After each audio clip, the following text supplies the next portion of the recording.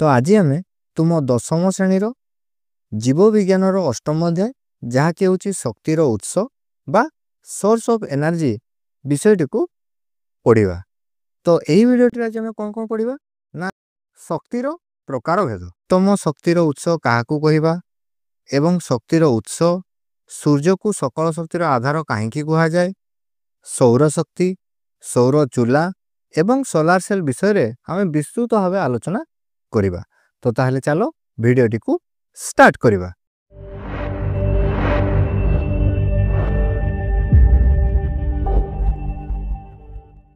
तो पिला माने आमे पूर्वरु जानिछे जे शक्ति को नष्ट करि हुए नहीं कि ताहाकू तैयारी मध्य करि हुए नहीं। एहा सब बेले हमर गोटे शक्ति रु आउ गोटे शक्ति को रूपांतरित होई थाए। तो जेपरि आमे पढ़िले जे आमे खाद्य खाइबा द्वारा हमकू शक्ति मिली थाए और आमे यही शक्ति को व्यवहार करिकी आमे विभिन्न प्रकार सब कार्य सब करि थाउ। सेही परि विद्युत पंखा बुलाया पई हमकू विद्युत शक्तिर आवश्यकता पड़ी थाए। तो यही परि विभिन्न प्रकार शक्ति सब रहिछि जहाँकि यही विषय रे आमे आलोचना करिबा। तो प्रथमे होछि हमर शक्तिर प्रकार भेद। तो एबे आसो किछि उदाहरण को लक्ष्य करिबा और सेथिरु जानिबा जे शक्ति किपरि रूपांतरित हेउछि एवं सेही शक्ति को कोन आउ थरे पुनर्बार फेराई अणा जाई परिबो से विषय रे जानिबा। तो देखो जदि तुम स्कूल रे थिबा घंटाटी को जेतेबेले जोर रे पिटा जाए सेथिरु देखो हमर शब्द सृष्टि होई थाए। तो एही क्षेत्र रे ताले आमे कोन होछि लक्ष्य करो देखो ना हमर एठी कोन रहिछि गोटे बाडीटी रहिछि एवं हमर लुहा दंडटी रहिछि। तो जेतेबेले हमर एही बाडीटी को सही लुहा दंड रे जोर रे पिटा जाए सेतेबेले कोन हुए ना बाडी रो गति फल रे और सही बाडी और लुहा मध्य रे आघात होवा फल रे हमर शब्द बा ध्वनि सृष्टि होई थाए। तो एठी हमें कहि परिबा जे एठारे हमर एही गतिज शक्ति टी हमर शब्द शक्ति बा साउंड एनर्जी रे रूपांतरित होई थाए। सेही परि आउ गोटे उदाहरण को आसो लक्ष्य करिबा। तो देखो आमे जानिछे जे जेतेबेले आमे मोमबत्ती को जाली थाउ ताहा जली थाए और धीरे धीरे जली पूरा तरली जाई थाए। तो एही जो मोमबत्ती टी हमर जळुछि किपरि ना एहा रासायनिक प्रतिक्रिया द्वारा जळी थाए। तो एही रासायनिक प्रतिक्रिया टी हमर कहा का मध्य होई थाए ना अम्लजान और मोहम मध्य रे होई थाए। एवं जळिला बेले देखो जदि आमे हाथटी मोमबत्ती पाकू नबा देखो हमकू गरम लागि थाए अर्थात एथिरु ताप मध्य सृष्टि हेउछि। तो एही क्षेत्र रे आमे कोन कहि परिबा ना एठारे हमर रासायनिक शक्तिटी हमर ताप शक्ति रे रूपांतरित हेउछि।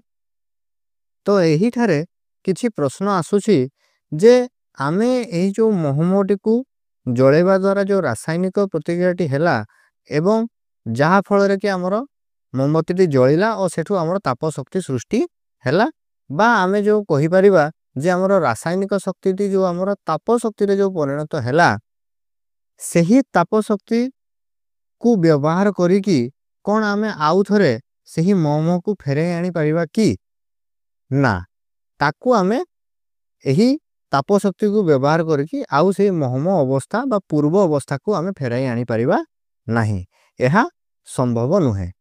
तो ताहले एबे आमे एही उदाहरण को लक्ष्य करी कहि परिबा जे शक्ति रूपांतरित होई थाए जेउटा कि आमे देखिले जे रासायनिक शक्तिटी हमर ताप शक्ति रे परिणत हेउछि किंतु एही शक्ति को व्यवहार करी परे ताहाकू शक्तिर पूर्व अवस्था को फेराई अणा जाई परिबो नहीं अर्थात आमे ताप शक्ति को व्यवहार करी सही मोहमटी को पुनर्बार आउ पाई परिबा नहीं। तो जेहेतु शक्ति को व्यवहार करिबा परे ताहाकू आउ तारो पूर्व अवस्था को फेराई अणा जाई परिबो नहीं तेनु आमे सही शक्ति विषय रे अधिक जानिबा निहाती दरकार जे ताहा केउठारु आसुची बा सही शक्तिर उत्स कोन और सही शक्ति को किपरि संरक्षण करा जाई परिबो से विषय रे जानिबा हमरो निहाती आवश्यक। तापरे देखो उत्तम शक्ति उत्स काहाकू कहिबा। तो आमे माने एबे विभिन्न शक्ति संपर्क रे जानिले, जथा विद्युत शक्ति, ताप शक्ति और मांसपेशी रे संचित थिबा शक्ति विषय। तो देखो, विद्युत शक्ति को व्यवहार करी आमे विभिन्न उपकरण जथा फोन, इलेक्ट्रिक गाड़ी चलाइबा तथा चाष जमी रे पानी मड़ाइबा इत्यादि कार्य सबू करि पारुछु।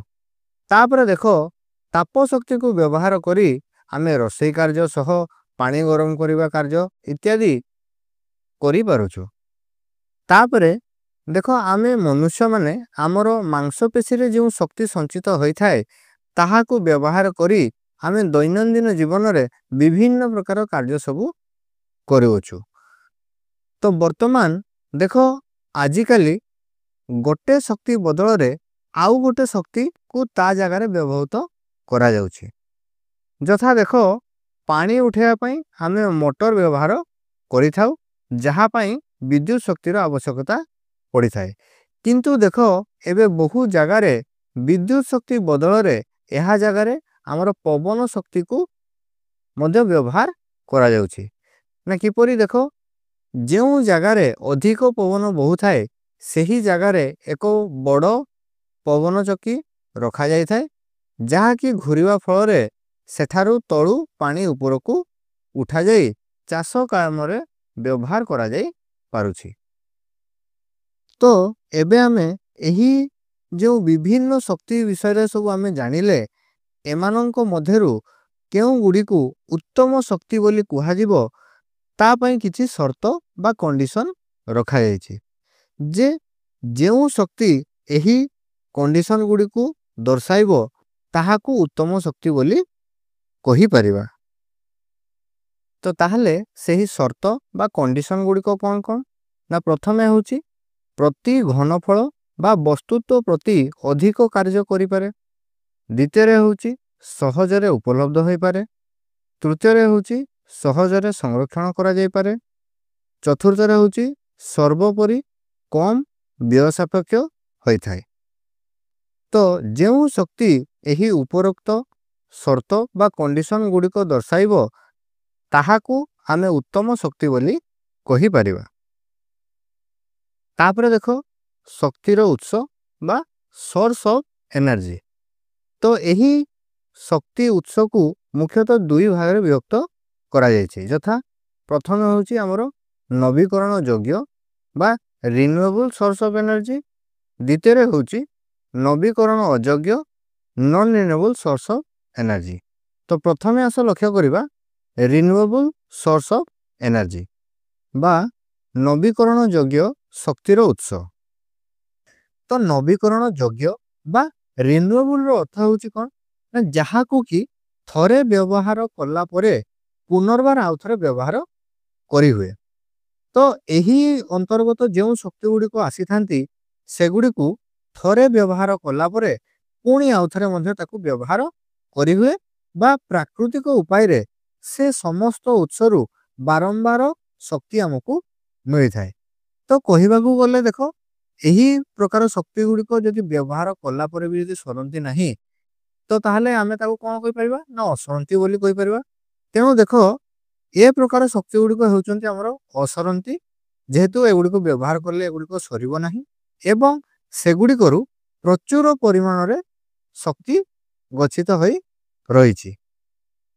तो एहार उदाहरण को आस लक्ष्य करिबा ना, एहार उदाहरण हेउची हमरो सौर शक्ति, जैव वस्तु तरु जात शक्ति एवं जल शक्ति और नाभिकीय शक्ति और भूतापज शक्ति। सेही परि आउ कोन रहिछि ना, समुद्र रो तरंगरु जात शक्ति इत्यादि। तापरे देखो, सूर्य सकल शक्तिर आधार। तो देखो, हमरो सूर्य को सकल शक्तिर आधार बोली कुहा जाई थाए। तो एबे ताहले प्रश्न आसुथबो जे एहा को काहे कि सकल शक्तिर आधार बोली कुहा जाई थाए। तो ताहले आसो से विषय रे जानिबा। तो देखो, आमो पृथ्वी पृष्ठ रे समुद्र रे जो तरंग सृष्टि होची बा जो पवन हमर चारियाडे बहु अछि बा वृक्षलता गुडी करे जो जैव रासायनिक शक्ति बा जीवाश्म आदि शक्ति जो जात होई थाए, ताहा एही सौर शक्ति रो ही ସୃଷ୍ଟି ହୋଇଥାଏ। ତ ଏବେ ଆସ ଲକ୍ଷ୍ୟ କରିବା ଯେ ସୂର୍ଯ୍ୟ ଦ୍ୱାରା କିପରି ସମୁଦ୍ରରେ ତରଙ୍ଗ ଓ ପବନ ବହୁଅଛି। ତ ଦେଖ ସୂର୍ଯ୍ୟରୁ ଯେଉଁ କିରଣ ଆସିଥାଏ ତାହା ଦ୍ୱାରା ସମୁଦ୍ରର ଜଳ ବାଷ୍ପୀଭୂତ ହୋଇଥାଏ ଓ ତାହା ଉପରକୁ ଉଠିଥାଏ ଓ ଉପରେ ତାହା ଥଣ୍ଡା ହେବାରୁ ତାହା ବର୍ଷା ଆକାରରେ ପଡ଼ିଥାଏ। ତ ଏହି ବର୍ଷା ହେବା ଫଳରେ ଜଳ ଗତି କରିଥାଏ। ତ ଏହିପରି ଭାବରେ ଆମର ଜଳ ସ୍ରୋତ ସୃଷ୍ଟି ହୋଇଥାଏ। ତାପରେ ଦେଖ ଆମର ଏହି ଯେଉଁ ସୂର୍ଯ୍ୟ କିରଣ ଆମର ପୃଥିବୀ ପୃଷ୍ଠରେ ସବୁ ଜାଗାରେ ସମାନ ଭାବରେ ପଡ଼େ ନାହିଁ। ଯାହାଫଳରେ କ'ଣ ହୋଇଥାଏ ନା ସବୁ ଜାଗାରେ ଆମର ତାପମାତ୍ରାର ଭିନ୍ନତା ଆସିଥାଏ ଓ ଏହି ତାପମାତ୍ରାର ଭିନ୍ନତା ହେବା ଫଳରେ ସବୁ ଜାଗାରେ ଆମର ବାୟୁର ଚାପ ଭିନ୍ନ ଭିନ୍ନ ହୋଇଥାଏ ଏବଂ ଏହି ବାୟୁର ଚାପରେ ବିଭିନ୍ନ ଜାଗାରେ ଅନ୍ତର ହେବା ଫଳରେ ଆମର ପବନଟି ବହିଥାଏ, ଯାହାକୁ କି ଆମେ ବାୟୁ ସ୍ରୋତ ବୋଲି କହିଥାଉ। ତାପରେ ଦେଖ ଏହି ଜଳ ସ୍ରୋତକୁ ବ୍ୟବହାର କରି ଆମେ ଡଙ୍ଗା, ବୋଇତ ଇତ୍ୟାଦି ଚଳାଇଥାଉ। ସେହିପରି ବାୟୁ ସ୍ରୋତକୁ ଆମେ ପବନ ଚକି, ପାଲଟଣା ବୋଇତ ଇତ୍ୟାଦି ଚଳାଇବାରେ ଆମେ ବ୍ୟବହାର କରିଥାଉ। ତାପରେ ଆଉ କ'ଣ ଆମେ ଜାଣିଛେ ନା ଦେଖ ଉଦ୍ଭିଦ ଗୁଡ଼ିକ ଏହି ସୂର୍ଯ୍ୟରୁ ଆସୁଥିବା ଆଲୋକକୁ ବ୍ୟବହାର କରି ଆଲୋକ ଶୋଷଣ ପ୍ରକ୍ରିୟା ମାଧ୍ୟମରେ ନିଜର ଖାଦ୍ୟ ପ୍ରସ୍ତୁତି କରିଥାନ୍ତି ଏବଂ ଏହି ଉଦ୍ଭିଦକୁ ଖାଇ ଅନ୍ୟ ପ୍ରାଣୀମାନେ ବଞ୍ଚିଥାନ୍ତି। ତାପରେ ଦେଖ ଯେତେବେଳେ ଆମର ଭୂମିକମ୍ପ ହୋଇଥାଏ ବା ଅନ୍ୟ କୌଣସି ପ୍ରାକୃତିକ ଘଟଣା ଦ୍ୱାରା ଆମର ଏହି ଭୂଖଣ୍ଡ ଓ ଜୀବଜନ୍ତୁ ଗୁଡ଼ିକ ମାଟି ତଳେ ଆମର ପୋତି ଯାଇଥାନ୍ତି ଓ ମାଟି ତଳେ ଅତ୍ୟଧିକ ଚାପ ଓ ତାପ ଯୋଗୁଁ ସେଗୁଡ଼ିକ ଦୀର୍ଘ ବର୍ଷ କାଳରେ ଆମର କୋଇଲା, ପେଟ୍ରୋଲିୟମ ଓ ପ୍ରାକୃତିକ ଗ୍ୟାସରେ ରୂପାନ୍ତରିତ ହୋଇଥାନ୍ତି। ତ ଏଗୁଡ଼ିକ ହେଉଛି ଆମର ଜୀବାଶ୍ମ ଜାଳେଣୀ ଓ ଏହି ସବୁକୁ ବ୍ୟବହାର କରି ଆମେ ତାପ ଶକ୍ତି, ବିଦ୍ୟୁତ ଶକ୍ତି ଓ ଯାନ୍ତ୍ରିକ ଶକ୍ତି ଇତ୍ୟାଦି ପାଇଥାଉ। ତ ଏବେ ଆମେ ଯାହା ବି ସବୁକୁ ଲକ୍ଷ୍ୟ କଲେ ଆମେ କ'ଣ ଦେଖିଲେ ନା ଯେ ସୂର୍ଯ୍ୟ ହେଉଛି ମୂଳ ଓ ଏହାର ଉପସ୍ଥିତି ଯୋଗୁଁ ସବୁ କିଛି ସମ୍ଭବ ହୋଇପାରୁଛି। ତେଣୁ ସୂର୍ଯ୍ୟକୁ ସକଳ ଶକ୍ତିର ଆଧାର ବୋଲି କୁହାଯାଇଥାଏ ଓ ଏହା ହେଉଛି ଆମର ଅସରନ୍ତି ଶକ୍ତିର ଉତ୍ସ। ତ ଏବେ ଆସ ଲକ୍ଷ୍ୟ କରିବା ଆମର ସୌରଶକ୍ତି ବା ସୋଲାର ଏନର୍ଜି।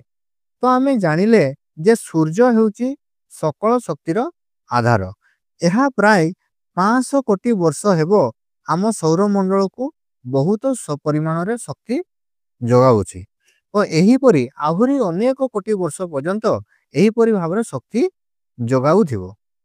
ତ ଦେଖ ପ୍ରକୃତରେ ସୂର୍ଯ୍ୟ ତାର ଶକ୍ତି ସବୁ ଦିଗକୁ ବିକିରଣ କରିଥାଏ, କିନ୍ତୁ ଏହି ବିକିରଣ ଶକ୍ତିର କିଛି ଭାଗ ହିଁ ଆମ ପୃଥିବୀ ଆଡ଼କୁ ଆସିଥାଏ।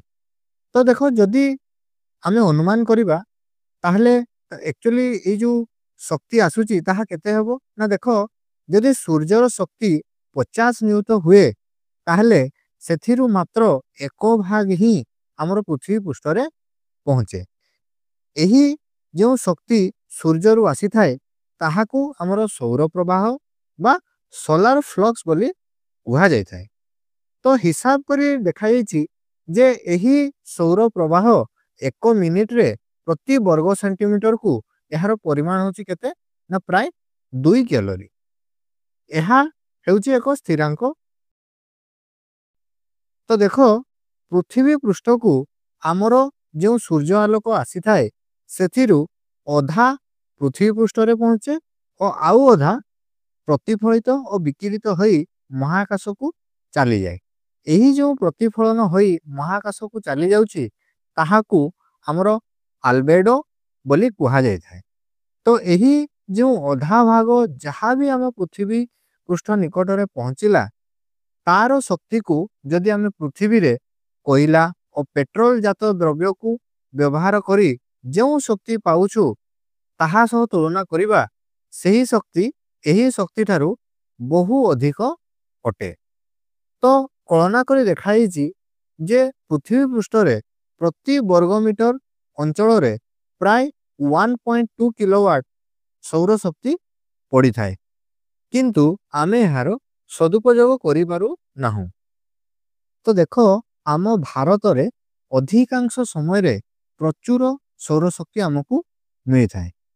ତ ହିସାବରୁ ଜଣାଯାଏ ଯେ ଏକ ବର୍ଷରେ ଭାରତ ଯେଉଁ ସୌରଶକ୍ତି ଲାଭ କରେ ତାହା ହେଉଛି କେତେ, ନା 5000 ନିୟୁତ କିଲୋୱାଟ ଆୱାରରୁ ଅଧିକ। ତ ତୁମେ ଭାବିପାରୁଛ ଯେ 5000 ନିୟୁତ କିଲୋୱାଟ ଆୱାର ମାନେ ଏହା କେତେ ଶକ୍ତି। ତ ଦେଖ, ଆକାଶ ଯେତେବେଳେ ଆମର ନିର୍ମଳ ଥାଏ, ପ୍ରତିଦିନ ପ୍ରାୟ 1 ବର୍ଗମିଟର ଅଞ୍ଚଳରେ ଆମର 4ରୁ 7 କିଲୋୱାଟ ଆୱାର ଶକ୍ତି ଆମକୁ ମିଳିଥାଏ। ତ ଏବେ ଆସ ଗୋଟେ ପରୀକ୍ଷାକୁ ଲକ୍ଷ୍ୟ କରିବା। ନା କ'ଣ, ନା ଦେଖ, ଯଦି ଆମେ ଗୋଟେ କଳା ପୃଷ୍ଠ ଥିବା ବସ୍ତୁ ଓ ଗୋଟେ ଧଳା ପୃଷ୍ଠ ଥିବା ଗୋଟେ ବସ୍ତୁକୁ ନେବା ଓ ତାହାକୁ ପାଖରେ ପାଖରେ ରଖିକି ଆମେ ଖରାରେ କିଛି ସମୟ ରଖିଦେବା ଏବଂ ତାପରେ କିଛି ସମୟ ପରେ ଯଦି ଆମେ ସେଗୁଡ଼ିକୁ ଛୁଇଁକି ଦେଖିବା ଯେ କେଉଁ ବସ୍ତୁଟି ଆମର ଗରମ ହେଇଛି, ତାହେଲେ ଆମେ କ'ଣ ଦେଖିବାକୁ ପାଇବା, ନା ଦେଖ ଯେ କଳା ରଙ୍ଗ ଥିବା ବସ୍ତୁଟି ଆମର ଅଧିକ ଗରମ ହେଇଛି ଆମର ଧଳା ରଙ୍ଗ ଥିବା ବସ୍ତୁ ତୁଳନାରେ। ତ ଏମାନଙ୍କ ମଧ୍ୟରେ ଏହି ଅନ୍ତର ତାହେଲେ କାହିଁକି ଆସିଲା, କାହିଁକିନା ଦୁଇଟି ଯାକ ବସ୍ତୁକୁ ଆମେ ପାଖରେ ପାଖରେ ରଖିଛୁ। ତ ତାହେଲେ ଏହି ଅନ୍ତରଟି ଆମର କାହିଁକି ଦେଖାଗଲା, ଆସ ସେ ବିଷୟରେ ଜାଣିବା। ତ ଦେଖ, କଳା ରଙ୍ଗ ଆମର ଆଲୋକକୁ କ'ଣ କରିଥାଏ, ନା ସେ ଶୋଷି ନେଇଥାଏ, ଯାହାଫଳରେ କଳା ରଙ୍ଗ ଥିବା ପୃଷ୍ଠଟି ଆମର ଅଧିକ ଗରମ ହୋଇଥାଏ ଏବଂ ଦେଖ ଧଳା ରଙ୍ଗଟି ଆମର ଆଲୋକକୁ କ'ଣ କରିଥାଏ, ନା ସେ ପ୍ରତିଫଳିତ କରିଦେଇଥାଏ, ଯାହାଫଳରେ କ'ଣ ହୁଏ, ନା ଧଳା ପୃଷ୍ଠ ଥିବା ବସ୍ତୁଟି ଆମର ଟିକେ କମ୍ ଗରମ ହୋଇଥାଏ ଆମର କଳା ବସ୍ତୁ ତୁଳନାରେ। ତ ଏହି ଗୁଣକୁ ବ୍ୟବହାର କରି ଆମର ସୌର ଚୁଲା ଓ ସୌର ଜଳ ଉତ୍ତାପ ଉପକରଣ ପ୍ରସ୍ତୁତ କରାଯାଇଛି। ତ ଆସ ସେଗୁଡ଼ିକ ବିଷୟରେ ଜାଣିବା ଯେ ସେଗୁଡ଼ିକ କିପରି କାର୍ଯ୍ୟ କରିଥାନ୍ତି ଓ ସେଗୁଡ଼ିକରେ କ'ଣ କରିହୁଏ। ତ ପ୍ରଥମେ ଆସ ଦେଖିବା ସୌର ଚୁଲା। ତ ଦେଖ, ଏଠାରେ ଏକ ସୌର ଚୁଲାର ଛବିଟିଏ ଦିଆଯାଇଛି, ଏହାକୁ ଲକ୍ଷ୍ୟ କର। ଏହା ହେଉଛି ସୌର ଚୁଲା। ଏହି ସୌର ଚୁଲାକୁ ବ୍ୟବହାର କରି ରୋଷେଇ କାର୍ଯ୍ୟ ଆମର କରାଯାଇଥାଏ। ତ ଏହାର ସଂଜ୍ଞା କ'ଣ ହେବ, ନା ଦେଖ, ଯେଉଁ ଉପକରଣ ଦ୍ୱାରା ସୌର ତାପକୁ ବ୍ୟବହାର କରି ରୋଷେଇ କାର୍ଯ୍ୟ କରାଯାଇଥାଏ ତାହାକୁ ଆମେ ସୌର ଚୁଲା ବା ସୋଲାର କୁକର ବୋଲି କହିଥାଉ। ତ ଏହା ଦେଖିବାକୁ ଗୋଟେ ବାକ୍ସ ଭଳିଆ ହୋଇଛି, ନୁହେଁ କି? ତ ଆମର ଖାଦ୍ୟ ରନ୍ଧା ପାଇଁ ଆମକୁ କ'ଣ ଆବଶ୍ୟକତା ହୋଇଥାଏ, ନା ତାପ ଓ ହିଟ୍ର ଆବଶ୍ୟକତା ପଡ଼ିଥାଏ। ତ ଏହି ସୌର ଚୁଲାରେ କିପରି ଏତେ ତାପ ସୃଷ୍ଟି ହେଉଛି ଯେ ଏହା ମଧ୍ୟରେ ଖାଦ୍ୟ ରନ୍ଧା ହୋଇପାରୁଛି। ତ ଦେଖ, ଏହି ସୌର ଚୁଲାର ଯାହାର କଭରଟି ଦେଖ ପୁରା କଳା ରଙ୍ଗର ହୋଇଛି। କାହିଁକି, ନା ଦେଖ, ଆମେ ଟିକେ ଆଗରୁ ଆଲୋଚନା କଲେ ଯେ କଳା ରଙ୍ଗ କ'ଣ କରିଥାଏ, ନା ଆଲୋକକୁ ଅବଶୋଷଣ କରିଥାଏ, ଯାହାଫଳରେ କି ଅଧିକ ଉତ୍ତାପ ସୃଷ୍ଟି ହୋଇଥାଏ ଏବଂ ଆମର ଖାଦ୍ୟ ରନ୍ଧା ପାଇଁ ଆମକୁ କ'ଣ ଦରକାର, ନା ଉତ୍ତାପର ଆବଶ୍ୟକତା ହୋଇଥାଏ। ତ ତେଣୁ ଏହାର ବାହାର ଭାଗଟିକୁ ଆମର କଳା ରଙ୍ଗର କରାଯାଇଥାଏ। ତ ଏବେ ଆସ ଏହି ସୌର ଚୁଲାର ଗଠନ ଓ କାର୍ଯ୍ୟ ପଦ୍ଧତି ବିଷୟରେ ଆମେ ବିସ୍ତୃତ ଭାବେ ଆଲୋଚନା କରିବା। ତ ଦେଖ, ଏହାର ପ୍ରଧାନ ଅଂଶ ଗୁଡ଼ିକ ହେଲା କ'ଣ କ'ଣ, ନା ପ୍ରଥମେ ହେଉଛି ଆଧାର ପାତ୍ର, ଦ୍ୱିତୀୟରେ ହେଉଛି ତାପଶୋଷୀ ଆଚ୍ଛାଦନ ଓ ତୃତୀୟରେ ହେଉଛି ଆମର ପ୍ରତିଫଳକ। ତ ପ୍ରଥମେ ହେଉଛି ଆଧାର ପାତ୍ର। ଦେଖ, ଏହି ଭାଗରେ ଏହାର ଚାରିପାଖରେ ଆମର କଳା ରଙ୍ଗ ଦିଆଯାଇଛି, ଯାହାଫଳରେ ଏହି ଜାଗାଟି ଆଲୋକକୁ ଅଧିକ ଗ୍ରହଣ କରିବା ଦ୍ୱାରା ଏହା ଅଧିକ ଉତ୍ତପ୍ତ ହୋଇ ରହିଥାଏ ଏବଂ ଏହା ମଧ୍ୟରେ ଖାଇବା ପାତ୍ର ଗୁଡ଼ିକ ବା ପାତ୍ରରେ ଆମର ପାଣି ରଖାଯାଇଥାଏ, ଯାହାଫଳରେ କିଛି ସମୟ ପରେ ଖାଦ୍ୟ ଗୁଡ଼ିକ ଗରମ ହୋଇଯାଇଥାଏ। ତାପରେ ଦେଖ ତାପଶୋଷୀ ଆଚ୍ଛାଦନ। ତ ଦେଖ, ଆଧାର ପାତ୍ରର ଭିତର ପାର୍ଶ୍ୱରେ ଆମର କଳା ରଙ୍ଗର ପ୍ରଲେପ ଦିଆଯାଇଛି, ଯାହାଫଳରେ से अधिक आलोक ग्रहण करिपारिबो ओ गरम होई पारिबो। और देखो एहार ऊपर भाग को आमर काच फलक आवृत करा जायछे, जहा मध्य देकी आलोक एहा मध्य को प्रवेश करि पारिबो, किंतु एही काच मध्य देई आलोक सहजरे बाहर को बाहरी पारे नाही। तापरे तृतीय रे कोन होची ना प्रतिफलक। तो देखो एही थारे एक प्रतिफलक बा कॉनकेव रिफ्लेक्टर रखा जायछे, जहा द्वारा कौन होई थाए ना देखो एही प्रतिफलक बा कॉनकेव रिफ्लेक्टर आमर सूर्य आलोक गुड़ी को केंद्रीभूत करी आधार पात्र उपरे पकाई थाए। तो एही थारे टिके असुविधा कौन होई थाए ना देखो सूर्यर आलोक सबुबेले गोटे जगारू आसी न थाए, कारण एहार स्थान समय अनुसार बदलु थाए। तेणु एहा को मझिरे मझिरे आसी टिके एडजस्ट करने को पड़ी थाए, जेपरी सूर्य आलोक सीधा सड़क भावे आसी यही आधार पात्र उपरे पड़िबो। कौन पाई ना देखो हमरो समय समय रे सूर्यर स्थान सब बदलुची, जहा फल कौन होबो ना सूर्यर आलोक मध्य सेही परी कोण आकार रे आसी एठी पड़िबो। तो जदि हमें सीधा सड़क भावे सूर्य आलोकटी हमरो यही पात्र रे पड़िबो, तेबे जेकी हमकु अधिक ताप हमें पाई परिबा। तेणु आमको कौन करिया को हुए ना समय समय आसी यहा को सूर्य आलोक जेपरी सीधा सड़क भावे आसी यहाँ पर पड़िबो, सही परी भावरे बा सही स्थिति रे आमे यहा को रखी थाउ। तापरे देखो एही जो प्रतिफलकर भीतर पृष्ठ रहिची ताहा को अति मसृण रखा जाय थाए, जहा फल रे कौन होई थाए ना देखो यहा आलोक को अधिक प्रतिफलित करिथाए ओ आलोक गोटे जगार आमर केंद्रीभूत हेबा फल रे सेठारे तापमात्रा बढ़ी जाय थाए, जहा फल रे खाद्य आमर गरम होई थाए ओ रोसई कार्यटी आमर संपूर्ण होई पारे। तापरे आसो लक्ष्य करिबा सोलार सेल। तो देखो एटा होची आमर सोलार सेल। एहा होची एक उपकरण जहा कि कोन करि थाए ना सौर शक्ति को विद्युत शक्ति रे रूपांतरित करि थाए। तो आमे कहि परिबा जे सौर शक्ति को विद्युत शक्ति रे परिणत करिया पई जेउ उपकरण व्यवहार करा जाय थाए ताहाकू हमर सोलार सेल बोली कहा जाय थाए। तो यही सोलार सेल आजिकली सबु जगार व्यवहृत हेलानी, हमर गाड़ी गुड़ी करे कृत्रिम उपग्रह रे। तो देखो यही कृत्रिम उपग्रह रे एगुडी को कहीं व्यवहार करा होची ना देखो कृत्रिम उपग्रह गुड़ी को काम करिया पई हमर विद्युत रो आवश्यकता रही छे। तो ताले महाकाश रे हमर विद्युत केउठारो आसीबो ना यही सोलार सेल गुड़ी को हमर सौर शक्ति को व्यवहार करी सेठारे विद्युत सृष्टि करि थांती एवं यही विद्युत शक्ति को व्यवहार करी सेही उपग्रह गुड़ी को हमर काम करि थांती। तो देखो ता छड़ा बर्फावृत पर्वतांचल रे रेडियो और टेलीविजन आदि जंत्रपाति रे मध्य यही सोलार सेल गुड़ी को व्यवहार करा जाउछि। तो यही सोलार सेल तैयारी पई जेतळे परीक्षा सबु करा जाउतला यार सफल परीक्षण प्रथमे हमर 1854 मसिया रे हमर यूनाइटेड स्टेट्स ऑफ अमेरिका बा युक्तराष्ट्र अमेरिका रो बेल टेलीफोन लैबोरेटरी रे होइथिला। तो प्रथमे कौन करा जाउतला ना सौर ताप को व्यवहार करी हमर पानी को गरम करा जाउतला एवं सेथिरु जो बाष्प सृष्टि हैला ताहा को व्यवहार करी हमर टरबाइन को घुराई सेथिरु विद्युत जात करा जाउतला। किंतु सेतळे सीधा सड़क भावे हमर सौर शक्ति रु हमर विद्युत शक्ति मिलु नथला। प्रथमे ताले कौन करा जाउतला ना एही सौर शक्ति को व्यवहार करी पानी को गरम करा गला, तापर पानी को गरम करी सेथिरु बाष्प बाहरला एवं एही बाष्प को व्यवहार करी हमर टरबाइन घुरा गला एवं तापर जेकी हमर विद्युत शक्ति मिलुथला। किंतु एही सोलार सेल उद्भावन फल रे कौन हैला ना आमे सीधा सड़क भावे सौर शक्ति रु हमर विद्युत शक्ति उत्पादन करियला।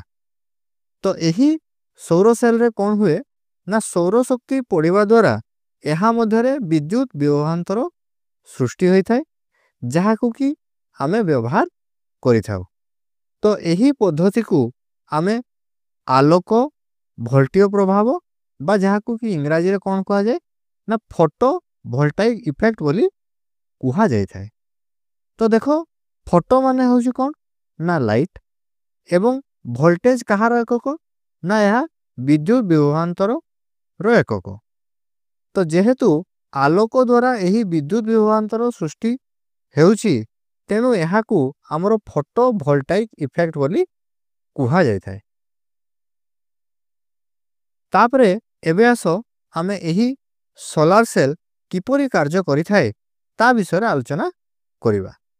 ତ ଦେଖ ଏଠାରେ ଏକ ସୋଲାର ସେଲ୍ର ଛବିଟିଏ ଦିଆଯାଇଛି, ଏହାକୁ ଲକ୍ଷ୍ୟ କର। ତ ଏହି ସୋଲାରରେ ଆମର ଅର୍ଦ୍ଧ ପରିବାହୀ ପଦାର୍ଥ ବା ସେମିକଣ୍ଡକ୍ଟର ପଦାର୍ଥ ଆମର ବ୍ୟବହାର କରାଯାଇଥାଏ। ତ ଦେଖ ଏହି ଅର୍ଦ୍ଧ ପରିବାହୀ ପଦାର୍ଥରେ ଆମର ସିଲିକନକୁ ଆମର ନିଆଯାଇଥାଏ। ତ ଦେଖ ଏଠାରେ ଦୁଇଟି ଅର୍ଦ୍ଧ ପରିବାହୀ ପଦାର୍ଥ ନିଆଯାଇଥାଏ ଏବଂ ଏଗୁଡ଼ିକୁ ଗୋଟିଏ ଉପରେ ଆଉ ଗୋଟେକୁ ରଖାଯାଇଥାଏ। ତ ଏଗୁଡ଼ିକର ଆମର ଦୁଇଟି ନାମ ରହିଛି, ଗୋଟେ ହେଉଛି N ପ୍ରକାର ସିଲିକନ ଓ ଅନ୍ୟଟି ହେଉଛି ଆମର P ପ୍ରକାର ସିଲିକନ। ଏବଂ ଦେଖ ଆମର ଉପରେ ଆମର N ପ୍ରକାର ସିଲିକନକୁ ରଖାଯାଇଥାଏ ଏବଂ ଏହାର ତଳେ ଆମର P ପ୍ରକାର ସିଲିକନକୁ ରଖାଯାଇଥାଏ।